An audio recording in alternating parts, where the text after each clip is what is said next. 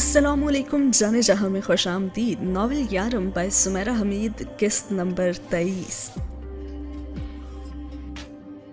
अगला चैप्टर शुरू होता है और सीन स्टार्ट होता है एक किताब से जिसका नाम है खेल तमाशा। खेल तमाशा किताब अब तक सुनाई और दोहराई जा रही थी। मास्टर बाली और रजनी ने शटल कॉक में देर तक राज किया था क्योंकि लेडी मेहर का तो दिल ही नहीं भरता था इस किताब को सुन सुनकर। और अमराहा को ये ऐसे याद हो गई थी कि वो बहुत आराम से शुरू से लेकर आखिर तक तकरीर की तरह उसे सुना सकती थी। 10वीं बार तो अमराहा ने किताब पकड़ने की जहमत ही की थी, वरना किताब तो उससे अज़बर हो ही चुकी थी। और फिर अमराहा उन्हें एक मोहब्बत 100 अफसाने सुनाने लगी। नहीं, अशफाक अहमद के लिखे नहीं, बल्कि यूनिवर्सिटी में लिखे जाने वाले चलते फिरते अफसाने, यानी कि वो साई के बारे में लेडी मेहर को बताने लगी। वैसे साई की तरफ से तो कोई मसला नहीं होगा, लेकिन रूपा गुजरात से है और सुना है कि उसके खानदान वाले खासे रिवायती हैं। उन्हें अगर मालूम हो गया ना कि रूपा एक स्याह फाम ईसाई को पसंद करने लगी है, तो मुश्किल से ही उसे एक भी दिन यूनिवर्सिटी में रहने दें वो लोग। और लेडी मेहर सर हिलाती रही और उन्हें साई की जो कहानी थी उसने तो जज्बाती ही कर दिया था। और फिर वह कहानी सुनने के बाद कहने लगी कि मुझे तो आलियान की फिक्र होने लगी है तुम्हारी कहानियां सुन सुनकर। और अमराहा ने लेडी मेहर को देखकर नजरें चुरा ली। वैसे शार्लेट भी आने ही वाली है, फोन आया था उसका। आलियान भी शायद किसी नमूने को पसंद कर चुका होगा। और वह खामोश सी हो गई। आलियान अब कितना भी इनकार करे ना, मैं जल्दी उसकी शादी कर दूंगी। वो कहता है कि कामयाब बिजनेसमैन बन जाऊंगा तो सोचूंगा, लेकिन तब तक तो शायद मैं देख भी ना सकूं उसे। मुझे इनकार तो नहीं करेगा, लेकिन मैं जबरदस्ती भी नहीं करना चाहती। आप उससे बहुत प्यार करती हैं ना? अमराहा ने उनसे पूछा। नहीं, वो मुझसे बहुत प्यार करता है। अरे उसकी मोहब्बत तो मुझे हैरान कर देती है। मैंने 1 साल पहले उसे मना किया था कि मुझसे पूछे बगैर वो घर ना आया करे, और देख लो मेरी सालगिरह के अलावा वो कभी मुझसे पूछे बगैर घर नहीं आता। वो कुछ ना कहे मुझसे, मेरे लिए कुछ खास ना करे, लेकिन मुझे खबर हो जाती है कि मेरे 10 बच्चों में सबसे ज्यादा वही तो मुझसे मोहब्बत करते। दूसरे बच्चे ना एहसानमंद होकर अकीदत में मुझसे मोहब्बत करती हैं, लेकिन वो नहीं।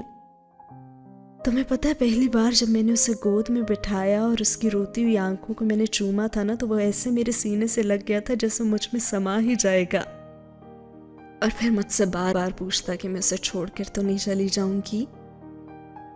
उसकी माँ के बाद मैं दूसरी औरत हूं ना जिससे वो बेपाया मोहब्बत करता है।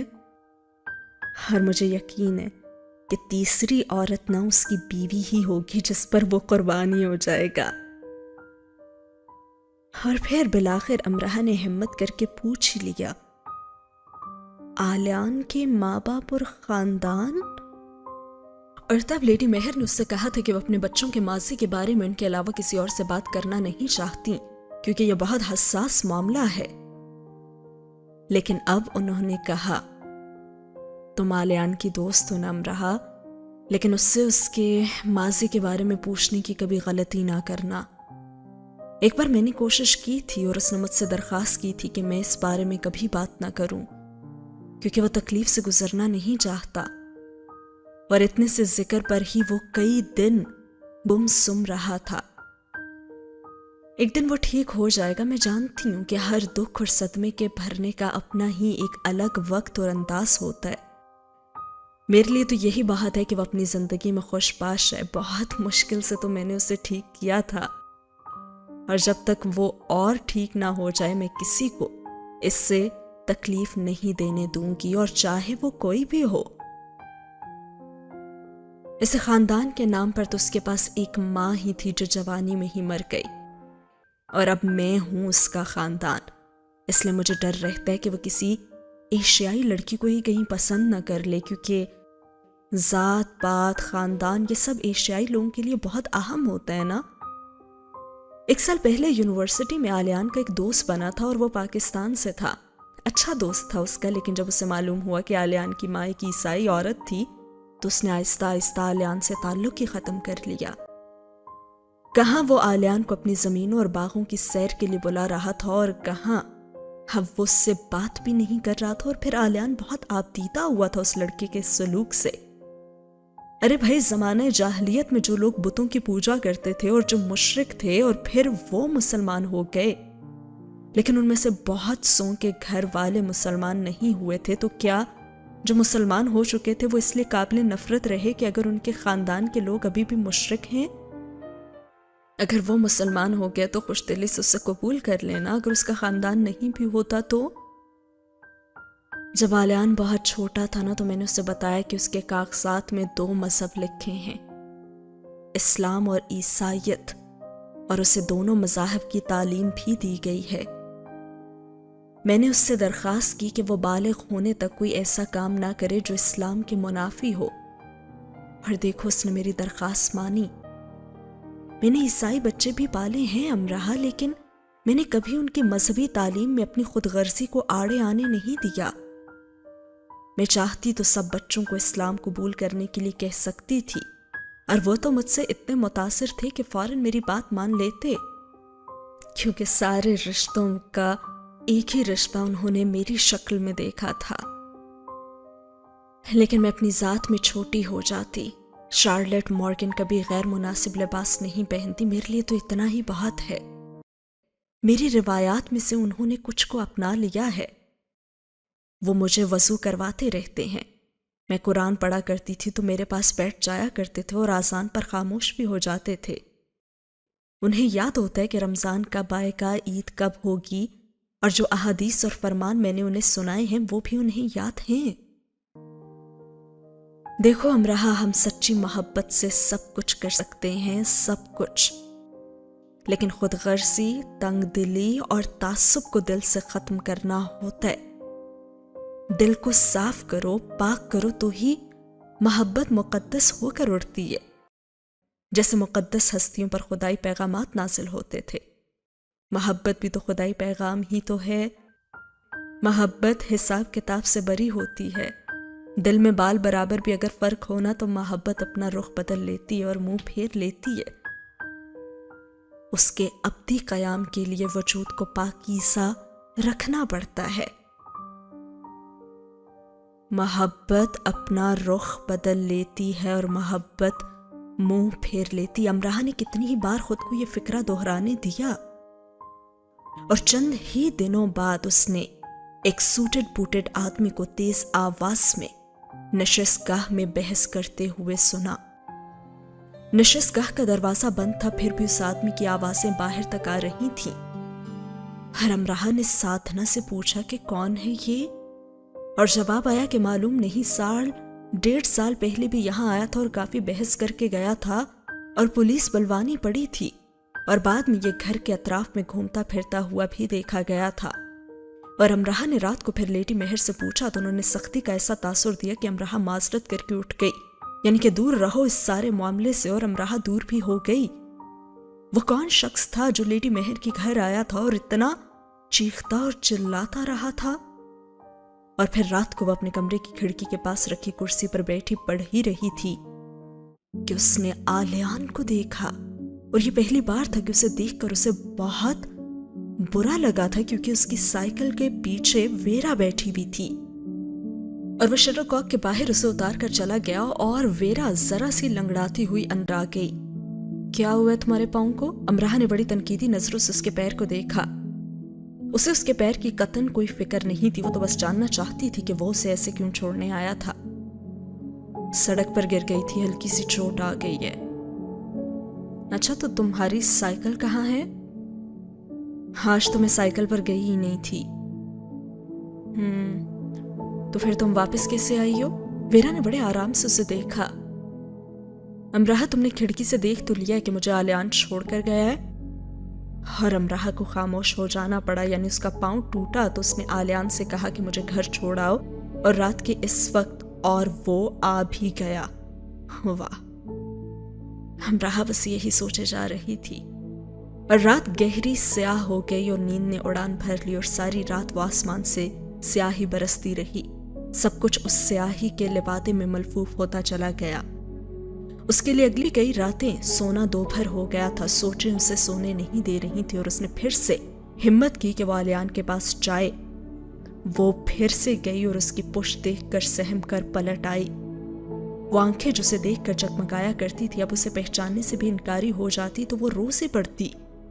اور پھر ایک بار وہ اسے مخاطب کرنے کی جرت کر بیٹھی تھی. وہ وہاں گئی اور اس کا نام اس نے پکارا اور اس نے کہا آلیان. اور وہ اپنی کسی دوست کے ساتھ بات کر رہا تھا. دوست چلا گیا تو وہ اس کی طرف پلٹا اور اتنی دیر لگی اسے پلٹنے میں کہ اس سے اگلی بات تو ہو ہی نہ سکی اور وہ گھبرا کر اس نے بیگ میں سے ایک عدد چاکلیٹ نکالی اور اس کے آگے کی. یہ لو میری طرف سے ٹویٹ. اور ایک لمحے کے لیے صحیح لیکن وہ حیران ہوا. ہاں میں تمہارے لیے لائی ہوں.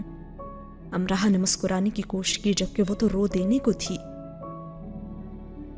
میں ٹویٹ نہیں لیتا. اس نے اپنا رخ موڑ لیا. تو پھر مجھے دے دو نا, میں ابھی بھی لیتی ہوں ٹویٹ. اور اس کی پشت سے وہ بولی اور اس کی آواز کانپ رہی تھی اور وہ خود بھی. اور پھر آلیان نے ذرا سی گردن موڑ کر اس کی طرف دیکھا اور وہ لاجواب ہو چکا تھا. صرف ایک لہجے کے لیے وہ پرانا آلیان نظر آیا تھا اور پھر وہ تیزی سے آگے بڑھ گیا جیسے کسی بھولے بھٹکے انسان نے اسے راستہ پوچھنے کے لیے روک دیا تھا. کتنا کچھ بدل گیا تھا نا, اور واقعی کتنا کچھ بدل رہا ہے. امراہ نے اسے دور تک جاتے ہوئے دیکھا اور جب وہ نظر آنا بند ہو گیا تو وہ پلٹ گئی اور جس وقت وہ پلٹی اس وقت آلیان نے اسے بہت دور سے خود کو مکمل چھپا کر جاتے ہوئے دیکھا تھا. اور ساتھ ہی ہوا یہ سین ختم. آلیان کو اس کے پیچھے جانے کی اب کوئی حاجت نہیں رہی تھی اور نہ ہی وہ یہ چاہتا تھا کہ وہ اس کے پاس آیا کرے. اسے خود کو اس سے دور ہی رکھنا تھا تو وہ خود کو دور ہی لے گیا تھا. لیکن رات بھر جاگنے کے بعد وہ منہ اندھیرے ہال سے نکل گیا تھا اور گھٹن کے عالم تک اسے لگتا تھا کہ زمین و آسمان آپس میں مل رہے ہیں اور وہ ان دونوں کے درمیان دب کر جیسے مر جائے گا. پہلے وہ ہال کے باغ میں آیا اور اس نے اپنا سانس بحال کرنا چاہا لیکن ایسا نہ کر سکا اور اسے تیز تیز سڑک پر پھر بھاگنا پڑا. ہر چیز اسے خوف زدہ کر رہی تھی اور اس کا دم واقعی گھٹ رہا تھا. وہ بھاگتا رہا اور شہر کے اندر ہو کر بھی شہر سے دور نکل گیا. اگر وہ کسی سے بھاگ رہا تھا تو وہ کسی تو اس کے اندر تھا اور اس کسی کو وہ اپنے ساتھ ہی تو لیے بھاگ رہا تھا. اور کتنی دور جا سکتا تھا وہ چیز جو اس کے اندر موجود تھی اسے وہ پیچھے چھوڑ کر کیسے آگے جا سکتا تھا. اور وہ جس کسی سے بھاگ رہا تھا وہ کوئی اور نہیں, وہ تھی ایک مارگریٹ اور ایک تھا ولید البشر. ایک سسکیاں بھرتا ہوا اور ایک دھتکارا ہوا دو لوگوں سے سجا میدان حشر تھا اور ہر طرف خون ہی خون تھا. مارگریٹ کی معصومیت کا, شدت کا, عقیدت کا اور محبت کا. آخری چیز کوڑیوں کے مقابل دوسرے پلڑے میں رکھی گئی تھی اور بے وزن رہی تھی. اور اس وقت اسے اپنی ذات سمیت دنیا کی کسی عجوبے سے کوئی دلچسپی نہ رہی تھی. اسے کسی بھی عروج, کسی بھی کامیابی, کسی زندگی کی چاہ نہ رہی تھی. اپنی ذات کی حکمرانی میں اس نے ایک غلام کی حیثیت اختیار کر لی تھی. نئے جہانوں کی دریافت کے خواب پست ہو گئے تھے اور یہ خیال ہی اسے دیوانگی لگا کہ اب وہ پہلے کی طرح ٹھیک ٹھیک زندہ رہ سکے گا. ارے اس پر تو ہر خیال گراں گزرا سوائے موت کے خیال سے, اور اس پر وارد ہونے والی ہر چیز میں آگے بھی موت رہی اور پیچھے بھی اور اول بھی اور آخر بھی اور ضروری بھی اور اشد بھی. وہی سب اس کے ساتھ ہونے لگا جو پہلے مارگریٹ کے ساتھ ہوا کرتا تھا. اپنے بیٹے سے بے تحاشا محبت کے باوجود وہ اس کے لیے زندہ نہ رہ سکی اور ولید البشر سے نفرت کے باوجود وہ اس کے لیے مر گئی. اس میں قصور مارگریٹ کا تو نہیں تھا, اس میں قصور اس درفنا کا تھا جو محبت کی مٹھی میں بند ملتا ہے. اور ایک ہی رات میں یہ درفنا اس کے وجود کی سیپی میں آن برا جمع ہوا اور وہ اس کیفیت میں آ گیا جس میں پل سے چھلانگ لگا دی جاتی ہے, کنپٹی پر پستول رکھ لی جاتی ہے اور ٹریگر دبانے میں تعامل نہیں کیا جاتا, یا سر کے بالوں کو مٹھیوں میں جکڑ کر در و دیوار سے ٹکرے ماری جاتی ہیں اور دل کے مقام پر مکے مارے جاتے ہیں. یہ نقطۂ فنا ہوتا ہے. یہ اس حالت میں نقطۂ فنا ہوتا ہے, بس مٹ جانے کی خواہش. اس کا آغاز ہو جاتا ہے۔ نہ تو اس نے پل سے چھلانگ لگائی، نہ ٹریگر وہ دبا سکا، بس آب فنا پیے دیوانوں کی طرح شہر بدلتے، معلق گھومتے چلتے آلیان مارگریٹ کو ختم کرتا رہا۔ وہ قبرستان مارگریٹ کے پاس بھی گیا اور وہ وہاں مارگریٹ کے مرنے کے بعد پہلی بار خود چل کر گیا تھا۔ ادارے میں قبرستان جانے کا انتظام کیا جاتا تھا، لیکن وہ سختی سے انکار کر دیا کرتا تھا کیونکہ اسے اس مارگریٹ کے پاس جانا ہی نہیں تھا جو اب تابوت میں تھی۔ کیا تھا اگر وہ اس ایک کمرے کے گھر کے تابوت میں خود کو زندہ مردہ رکھنے پر قدرت رکھ لیتی؟ لیکن اب وہ اس کے پاس آیا تھا تو اس کے ہاتھ میں پھول نہیں تھے، لیکن آنکھوں میں آنسو تو بہت تھے۔ مارگریٹ کی قبر کو ہتھیلی سے مسلتے اس کے اپنے اندر سے کچے گوشت کے دھیمی آنچ پر جلنے کی بو آنے لگی تھی۔ اس نے خود کو سونگھا پاگلوں کی طرح۔ اسے لگا کہ وہ تو مارگریٹ بنتا جا رہا تھا، اور اسے پھر خوف آیا اور خوف سے وہ وہاں سے بھی بھاگنے لگا۔ آخر کب تک وہ بھاگ سکتا تھا؟ اسے مارگریٹ نہیں بننا تھا، جبکہ وہ مارگریٹ ہی تو بن رہا تھا۔ یعنی وہ مارگریٹ سے ملنے نہیں بلکہ اس کے تابوت میں جگہ لینے گیا تھا۔ اور پھر وہ مینچسٹر سے بھی دور ہو گیا۔ اس نے زمین کی حدوں سے نکل جانا چاہا اور بے سمت سفر کرتا رہا۔ وہ ایک ہی ٹرین میں ایک ہی نشست پر دن بھر رات بھر بیٹھا رہا۔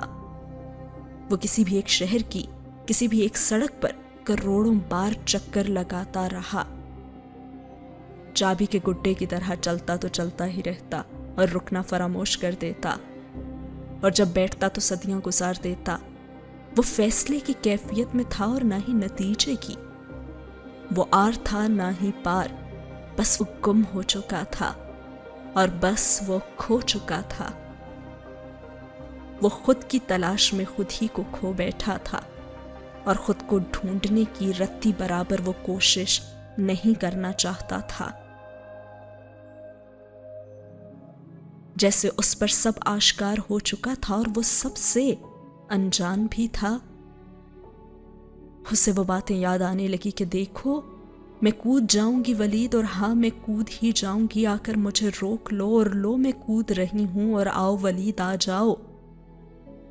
آخری سفر سے پہلے آخری جملوں میں سے ایک یہ جملہ بھی تھا اس کی ماں کا، اور وہ سہم کر مارگریٹ سے لپٹ جاتا کہ وہ اٹھ کر بھاگ نہ جائے اور کود نہ جائے، اور وہ زندگی کے اس طرف کود ہی گئی، اور زندگی کے اس طرف اس کا بیٹا بیٹھا تھا، لندن برج پر۔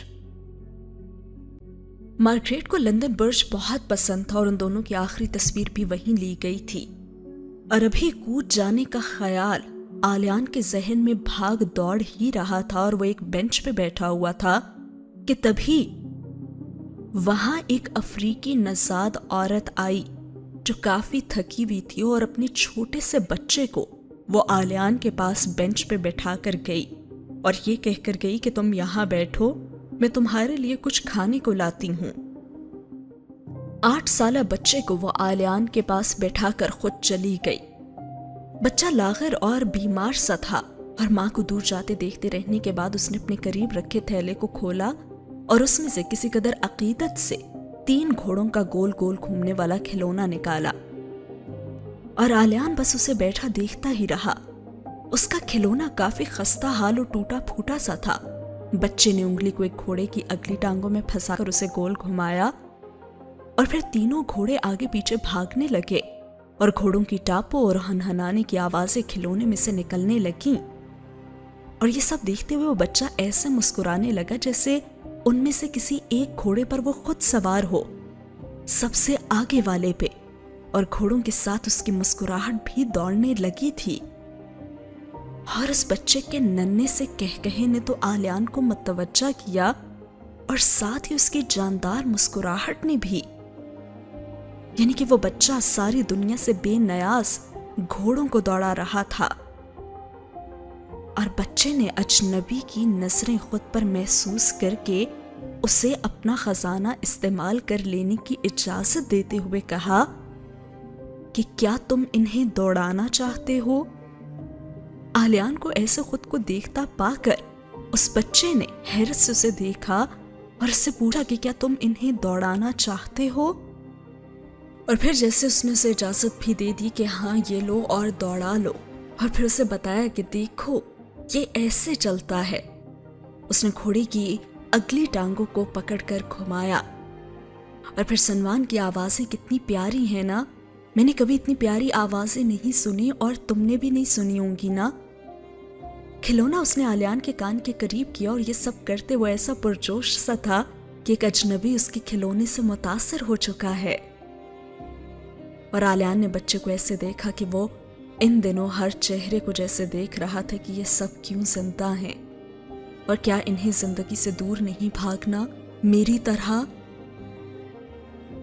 اور اسی پل اس کے اندر کسی قوت نے اسے اکسایا کہ وہ بچے سے مکالمہ کرے، بات کرے، اور یہ قوت اتنی شدت سے اس کے اندر جاگی کہ اتنے دنوں سے ایک لفظ بھی منہ سے نہ نکالنے کی زحمت نہ کرتے آلیان نے خود کو بولتے پایا، اور اس نے بچے کے ہاتھ سے کھلونا لے لیا اور کہا یہ ٹوٹا ہوا ہے، اور اس نے قدرے صفاقی سے کہا، اور بچے کا بیمار چہرہ پھیکا سا پڑا، اور اسے اپنی پیاری چیز کے لیے ایسے کلمات پر جیسے صدمہ پہنچا، اور اس نے کہا نہیں یہ تو بالکل ٹھیک ہے، اور اس نے اس انداز میں کہا کہ دنیا کا کوئی انسان اسے جھٹلا نہیں سکتا۔ دیکھو نا، اس گھوڑے کی دم نہیں ہے، اور اس والے کا سر نہیں ہے، اور اس گھڑ سوار کا تو بازو ٹوٹا ہوا ہے۔ آلیان اسے بتانا چاہتا تھا کہ ہر چیز ٹوٹی ہوئی ہے، بکھری ہوئی ہے، کچھ بھی مکمل نہیں ہے، لیکن وہ بچہ بضد تھا اس بات پہ کہ نہیں، میرا کھلونا تو بالکل ٹھیک ہے، اور دنیا کا کوئی بھی انسان اسے جھٹلا نہیں سکتا۔ اور جواباً اس نے کہا کہ اس سے فرق نہیں پڑتا، بے شک اس گھوڑے کی دم نہیں ہے، اس والے کا سر نہیں ہے، اور اس گھوڑے کا بازو ٹوٹا ہوا ہے، لیکن پھر بھی تم دیکھو کہ یہ گھوڑے پھر بھی دوڑتے ہیں، اور اصل بات تو دوڑنا ہے نا، ہار نہ ماننا ہے، تکلیفوں کے باوجود آگے بھاگتے جانا ہے۔ صرف ایک حصے کو اگر وہ حرکت نہیں کر رہا اس وقت، جیسے اس کا دل ڈوب چکا تھا، اس کا مطلب یہ تو نہیں کہ زندگی رک گئی اور سب ختم ہو گیا، دوڑ تو پھر بھی لگی رہے گی۔ اور اس نے اس انداز میں ہنس کر کہا جیسے آلیان پاگل ہو، اور واقعی آلیان تو پاگل ہی تھا نا، وہ بچے کی بات پر تو سن ہو گیا۔ ہاں اس سے فرق نہیں پڑتا، یہ گھوڑے پھر بھی دوڑتے ہیں، اور یہ گونج اس کے کانوں کے پردے سے کہیں اندر اتری، اور اس نے جانا کہ ہاں وہ کس بات سے اب تک انجان رہا ہے، کس بات کو اس نے سمجھا ہی نہیں کہ اصل بات تو دوڑنا ہے، رکنا نہیں، اور زندگی رکنے کا نام نہیں۔ لائف گوز آن، زندگی چلتی رہتی ہے۔ اور بچے نے جو فلسفہ اپنا رکھا تھا وہ تو فلسفیوں کے بس کی بات ہی نہیں تھی۔ اور اب آلیان کی آواز کانپ رہی تھی، اور اس نے اس بچے سے کہا اگر ان سب گھوڑوں کی ٹانگیں ٹوٹ جائیں، سر بھی، اور سب گھڑ سوار مر جائیں تو اور جواباً بچے نے کہا یہ پھر بھی دوڑیں گے، اور میں انہیں دوڑا لوں گا، اور گھڑ سواروں کو تو میں مرنے ہی نہیں دوں گا۔ بچے نے تو جیسے انقلاب برپا کر دینے والے انقلابی کے سے انداز میں ہاتھ کی مٹھی کو ہوا میں لہرا کر کہا تھا، اور کہا یہ دیکھو، اس نے گھڑ سوار پر انگلی رکھی، یہ نہ ٹوٹ کر گر چکا تھا، تمہاری زبان میں کیا کہتے ہیں، یہ مر چکا تھا، میں نے اسے گھوڑے کی پیٹھ پر رکھ کر باندھ دیا۔ اب تم غور کرو گے تو بھی تمہیں وہ باریک اور مضبوط دھاگا دکھائی نہیں دے گا جس سے میں نے اس گھڑ سوار کو باندھا ہوا ہے۔ ارے کرو نا غور اور ڈھونڈو وہ دھاگا۔ اور آلیان نے غور کیا، اور وہ دھاگا وہ واقعی ڈھونڈ نہیں سکا تھا، اور بچہ اس معاملے میں اپنے فن کی بلندیوں پر رہا تھا۔ اس نے اس گرتے اور ٹوٹے ہوئے گھوڑے کو بھی ایک دھاگے سے جوڑ کر جیسے اسے دوبارہ سے دوڑا لیا تھا، اور پھر وہ کہنے لگا دیکھا، کہا تھا نا کہ میں گھڑ سواروں کو مرنے نہیں دوں گا، میں انہیں زندہ رکھنا جانتا ہوں، یہ گھوڑے کی پیٹھ پر ہمیشہ موجود رہیں گے، اور بچے نے آخری مار بھی سر کر لینے والے سپہ سالار کی آواز کی کھنک کی طرح کھنک کر کہا، دیکھا، میں نے کہا نا کہ میں گھڑ سواروں کو مرنے نہیں دوں گا اور میں نے زندہ رکھنا جانتا ہوں۔ اور یہ فکرہ بھی آلیان کے اندر آسمان پر نکلنے والی دھنک کی طرح جیسے پھیل گیا تھا۔ اور آخری بات جو آلیان نے اس سے پوچھی اور وہ یہ، دیکھو اس کی چابی، یہ بھی تو ٹوٹی ہوئی ہے نا؟ اور اس کے اندر چھپ کر بیٹھے پرانے آلیان نے دعا کی تھی کہ کاش بچہ اس بات پر بھی اسے لاجواب کر دے اور پھر سے کوئی روشنی کی کرن اس کے اندر جاگ جائے۔ اور بچے نے فاتح کی سی سر بر سجود ہوتی مسکراہٹ کو اپنے ہونٹوں پر سجایا اور کہا، ارے اس کی چابی تو میرے پاس ہے جو کہ کبھی بھی نہیں ٹوٹے گی، یہ دیکھو۔ اور اس نے وہ انگلی جو وہ گھوڑی کی اگلی ٹانگوں میں پھنسا کر انہیں بھگا رہا تھا وہ اٹھائی اور آلیان کو دکھائی، یہ ہے اس کی چابی اور میں ہوں اس کھلونے کی چابی۔ اور یہ کہہ کر اس نے گھوڑوں کو اس عظیم چابی کے ذریعے پھر سے دوڑا دیا اور مایوسی کے میدان میں امید کے گھڑ سوار پھر سے دوڑنے لگے تھے اور اس نے واقعی میں آلیان کو لاجواب کر دیا تھا۔ یعنی سیپے نے منہ کھولا اور در فنا کو اب اگل دیا، کیونکہ انسان پر یہ جائز نہیں کہ اپنے اندر وہ سے جگہ دے۔ اس آب فنا کا چشمہ اس پر حرام کر دیا گیا تھا اور ایک بچہ بھی جانتا تھا کہ ٹوٹے ہوئے کھلونے کو کیسے چلایا جائے گا، تو وہ کیوں نہیں جان سکتا تھا کہ اگر وہ ٹوٹ گیا ہے تو پھر بھی وہ اس میدان میں دوڑ سکتا تھا؟ اس بچے نے اسے بتایا تھا کہ میں ہوں اس کی چابی، میں۔ اور گھڑ سوار مقابلے کے جوش سے للکار اٹھے اور گھوڑوں کی ٹاپوں نے دلدلی جنگلوں کو بھی پچھاڑ ڈالا۔ ان پر انسان سوار تھے، وہ انسان جو دکھ اور شکست خوردگی کے سمندروں کو بھی پاٹ جاتے ہیں۔ گھوڑے کو گرنے نہ دو اور گھڑ سوار کو مرنے نہ دو، یہ اقوال یاد کر کے زندگی گزارنے کی کوشش کرتی مارگریٹ کو کاش کوئی یہ فلسفہ بھی سکھا دیتا، پر آج وہ زندہ ہوتی اور اس کا بیٹا پل کے دہانے نہ بیٹھا ہوتا۔ اور وہ پھر ماضی کی کچھ یادوں میں کھو جاتا ہے، جہاں پہ وہ ایک دن ماما مہر کے سامنے بیٹھا ہوا تھا اور ماما مہر اسے بتا رہی تھی، جو انسان روتا ہے نا وہ آسمانی فرشتوں کو رنجیدہ کر دیتا ہے۔ اور تب آلیان نے ان سے پوچھا تھا کہ فرشتے کیوں رنجیدہ ہوتے ہیں ماما؟ اور لیڈی مہر نے اسے بتایا تھا، انسانوں کو رونے کے لیے تو نہیں بنایا گیا نا، اس پر تو اشرف ہونے کا تاج سجایا گیا ہے۔ اس تاج کو سجا کر انسان روئے گا تو رنجیدہ ہی کرے گا نا۔ انہوں نے تو انسان کی تخلیق دیکھی ہے نا، اور وہ یہ کیسے فراموش کر سکتے ہیں کہ انسان کو وہ علم و حکمت عطا کی گئی ہے جو انہیں بھی نہیں دی گئی، یعنی کہ فرشتوں کو بھی نہیں۔ اور اگر انسان وہ منظر دیکھ لینا جب کائنات کا رب اس کی تخلیق کا فیصلہ کرتا ہے اور نطفے میں جان ڈالتا ہے اور پھر اسے پروان چڑھاتا ہے اور لوح پر اس کا نام لکھا جاتا ہے اور فرشتوں کو پھر اس بندے کے لیے ذمہ داریاں سونپی جاتی ہیں، تو انسان تو پھر صرف اور صرف اپنے مقصد حیات کے لیے جدوجہد کرے، اور پھر نہ وہ دکھ پر بھی صبر کرے، نعمت پر بھی شکر کرے، اور وہ زندگی کو بامقصد بنانے کو بندگی جانے۔ رتبوں میں سب سے پہلا رتبہ تو تخلیق میں لائے جانے کا ہوتا ہے، اور ہر تخلیق پا جانے والے کو اس رتبے پر فخر اور شکر کرنا چاہیے۔ ماما مہر نے اسے اپنی گود میں بٹھا کر یہ سب کچھ کہا تھا، اور اسے آج بھی یہ یاد تھا۔ اسے وہ بھول گیا تھا تو ہی اس حالت میں یہاں بیٹھا تھا نا، اور آج یہاں بیٹھے بیٹھے اسے یہ سب کچھ یاد آنے لگا تھا، اور یہ سب کچھ یاد اس بچے نے اسے کرا دیا تھا۔ اور لیڈی مہر نے اس وقت بھی اس سے کہا تھا کہ زندگی میں جو جذبہ آپ کو برباد کرنے لگے اس جذبے سے دور ہو جائیں، کیونکہ انسان کو یہ نہیں بھولنا چاہیے کہ اس کی تخلیق کا فیصلہ خدا نے کیا ہے۔ وہ اپنا خدا خود نہیں بن سکتا اور وہ خود کو برباد بھی نہیں کر سکتا۔ اور یہ لائن کہ زندگی میں جو جذبہ آپ کو برباد کرنے لگے اس جذبے سے دور ہو جائیں، تو شاید اس نے تبھی امراہ سے دور ہونے کا فیصلہ کر لیا تھا۔ اور اب وہاں بیٹھے بیٹھے اس نے بچے کی پیشانی کو چوم کر आलियान वहां से उठाया था। उसने सोच लिया था कि उसे मार्गरेट नहीं बनना। उसके पीछे बच्चा घोड़े भी दौड़ा रहा था और साज भी बजा रहा था, क्योंकि उस खिलौने की चाबी तो वो खुद था ना। उसकी टूट फूट के बावजूद भी अगर किसी चीज ने उसको चलाना था तो वो उसका अपना आप था। कोई और आकर उसको जीना नहीं सिखा सकता था। और वो घुड़सवार उस वक्त तक नहीं मरेंगे जब तक वो चाबी सलामत थी।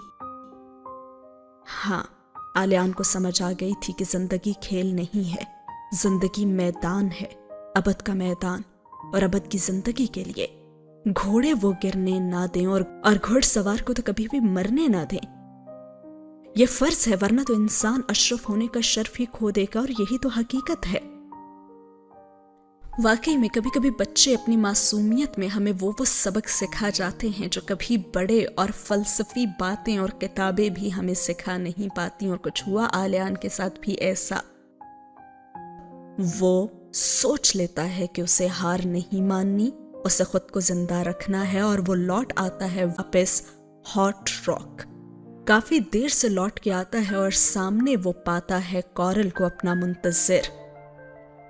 और जैसे वो उसके सामने आता है तो कहता है, मुझसे कुछ ना पूछना। कॉरल ने उसकी आकर गर्दन दबोच ली तो फौरन ही आलियान ने उससे कहा। हर जवाबन कॉरल उसे कहने लगा, दोबारा ना इसे गायब ना होना। कॉरल ने उसका एक कान खींचा और खुशी के एहसास से।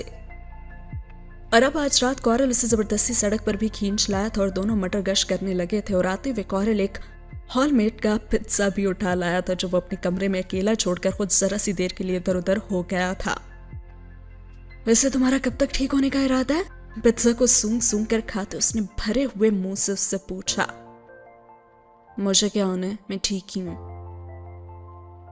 तुम अपने ठीक होने के बारे में मुझसे ज्यादा तो नहीं जान सकते ना आलियान। जब तुम छोटे थे ना तब भी तुम ऐसे ही रहा करते थे। हाँ ठीक है, अभी मैं पूरा ठीक नहीं हूं। हाँ तो बताओ ना कि पूरे ठीक कब तक हो जाओगे? कॉरल तो उसकी जान छोड़ने वाला नहीं था। जिंदगी एक अजीब मजमून है ना कॉरल। अपने ना ठीक होने की बात उसने जिंदगी से शुरू की थी। बिल्कुल भी नहीं, जिंदगी तो एक खाली मजमून है। यह मजमून पढ़ा जाने वाला नहीं है बल्कि लिखे जाने वाला है। इसे हम लिखते हैं, और ये जिंदा दिल होगा रंगीन या कामयाब ये भी हम ही तय करते हैं ना। और ये मुश्किल होगा बेकार या फजूल ये भी हम, यानी कि इसका उन्वान हम हैं।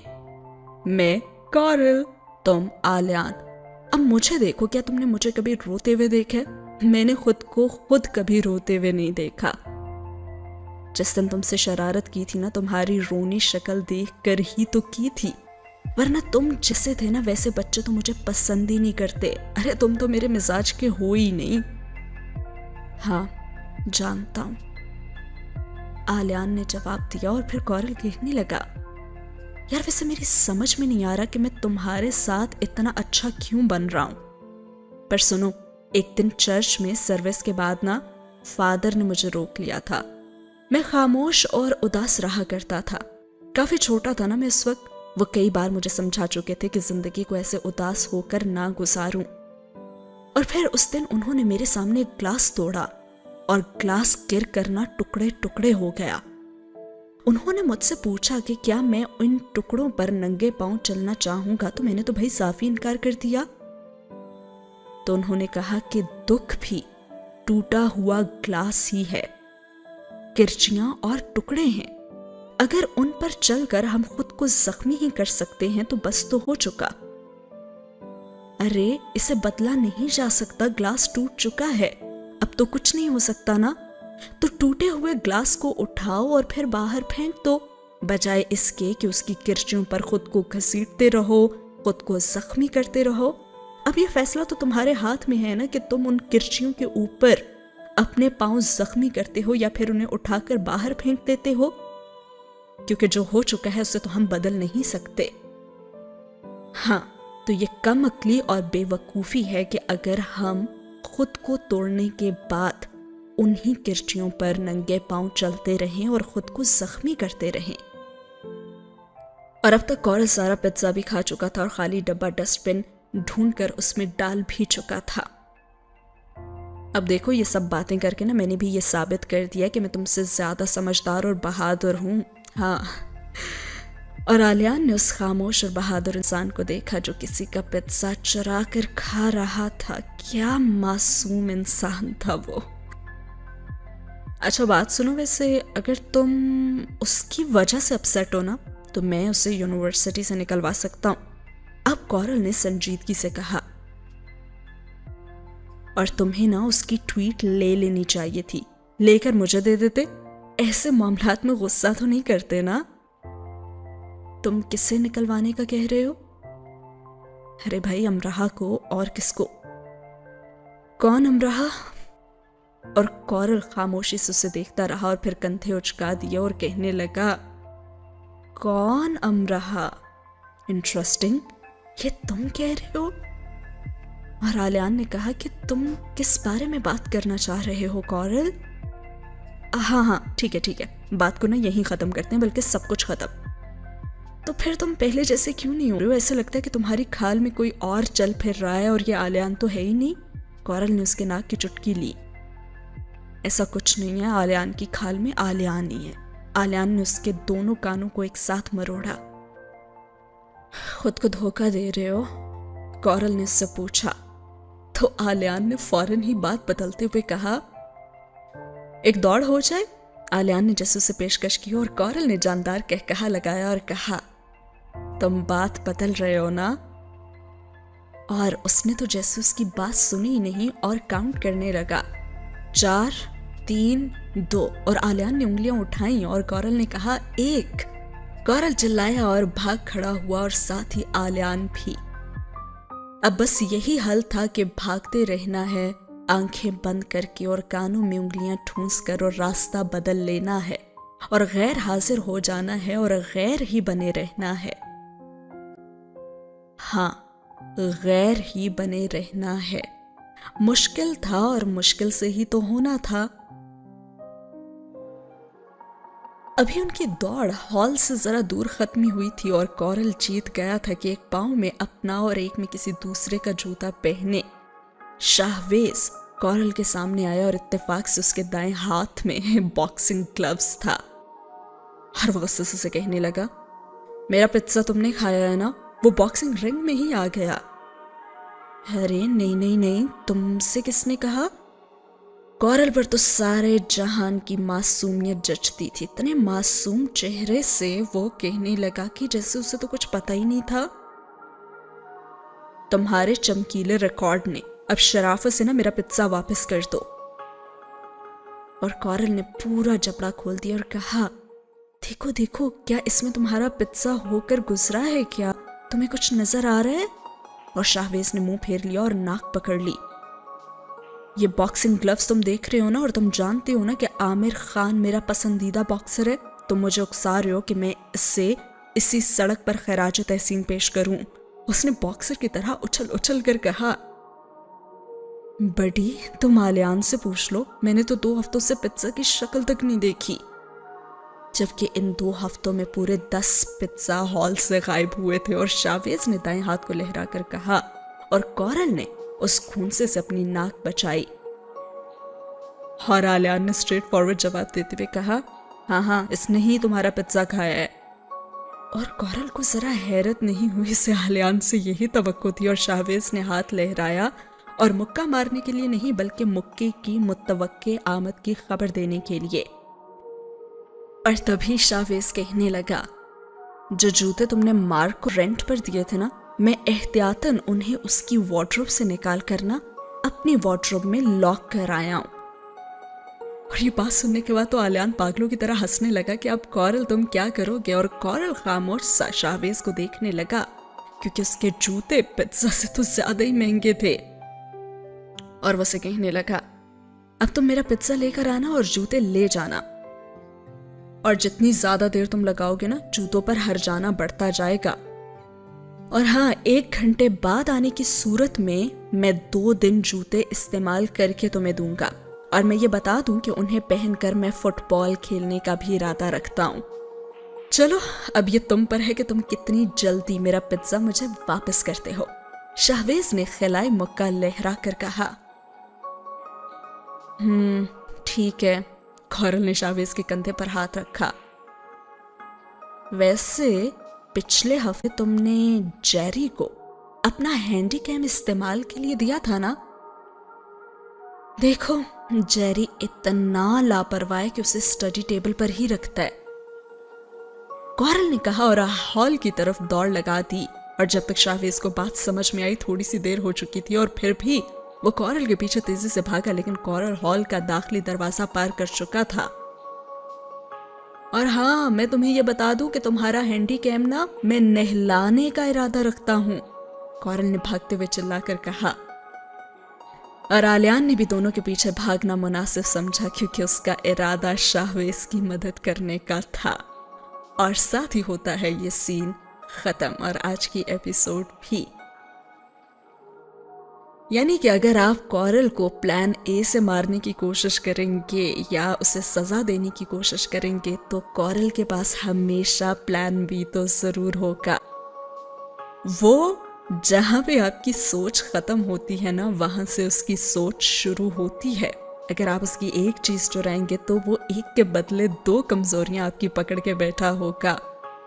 बेचारी अमराह भी उसे मजा सिखाने में जो है वो नाकाम रही, क्योंकि जिम जिसको ज़ोंबी बना के उसने उसके पीछे लगाया था, ज़ोंबी कॉरल को घूर रहा था और कॉरल उसकी गर्लफ्रेंड को, और जब तक ज़ोंबी उसके पीछे रहा वो भी उसकी गर्लफ्रेंड के पीछे रहा और आखिरकार नतीजा ब्रेकअप की सूरत इख्तियार करके। और कॉरल को क्या कोई मजा चखाता, अमराह पैर पटकती चली गई। और आज 10 पिज्जा गायब हुए और खा गया कौन? कॉरल, और उसका सजा देने के लिए शाहवेज, जिसने एक प्लानिंग की लेकिन फिर बेचारा नाकाम हो गया।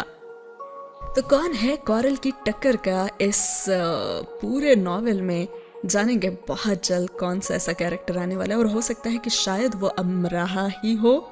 कैसी लगी आज की एपिसोड और कौन सा रहा आपका फेवरेट डायलॉग? कमेंट सेक्शन में अपना फेवरेट डायलॉग जरूर लिखिएगा। मिलते हैं अगले एपिसोड में। अल्लाह हाफिज।